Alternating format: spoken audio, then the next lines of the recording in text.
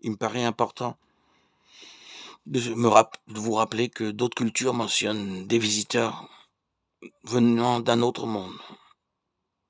Dans leur culture, dans leur écrit, dans leur littérature, il est écrit que des anciens peuples décrivent des rangs, rencontrent des êtres humains et des entités venues d'ailleurs, de la Terre.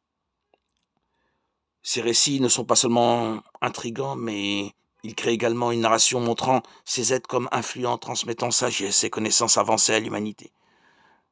Ils donnent l'image d'êtres supérieurs qui pourraient bien conquérir les gens et les dirigeants politiques et religieux, en leur faisant croire qu'en tant qu'individus meilleurs et plus capables, ils auraient tout simplement le droit d'être de grands leaders de l'humanité.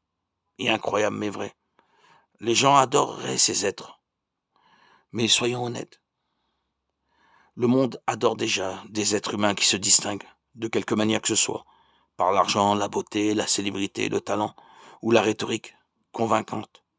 Imaginez la taille de l'idolâtrie qu'une personne aussi grandiose et sage pourrait générer.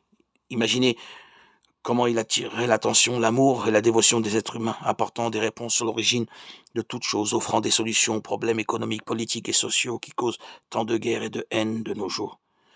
Assurément, ces êtres seraient vus comme le Messie, venant des cieux avec la paix et le salut entre ses mains. Et c'est tout ce que Satan a toujours désiré. N'est-ce pas la troisième théorie? Le leader politique, cette théorie, est également largement débattue parmi les érudits de la Bible, car elle suggère que l'Antéchrist émergera en tant que leader politique, très charismatique, capable de mettre fin aux différences entre les nations, unissant les peuples sous un seul gouvernement. Son gouvernement promettant la paix, la prospérité et la résolution de conflits séculaires.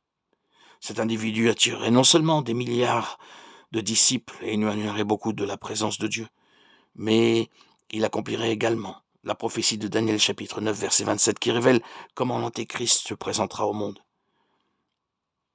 Ce n'est pas tout la théorie du leader politique qui s'aligne également sur une autre prophétie de Daniel que nous pouvons trouver dans le chapitre 7 du livre qui porte le nom du prophète. Je veux lire avec vous ce passage pour que nous puissions le comprendre plus en détail. Voici ce qui est écrit. Il me parle ainsi, le quatrième animal. C'est un quatrième royaume qui existera sur la terre, différent de tous les royaumes, et qui dévorera toute la terre, la foulera et la brisera. Les 10 cornes, ce sont 10 rois qui s'élèveront de ce royaume. Un autre s'élèvera après eux. Il sera différent des premiers. Il abaissera 3 rois. Il prononcera des paroles contre le Très-Haut. Il opprimera les saints du Très-Haut. Et il espérera changer les temps à la loi, et les saints seront livrés entre ses mains pendant un temps, et la moitié d'un temps.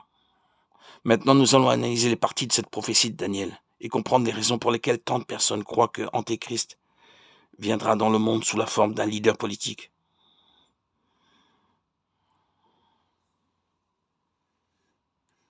Autrement dit, ceux qui ne se plieront pas à la direction de l'Antéchrist en s'alignant sur ses valeurs et principes seront persécutés et tués.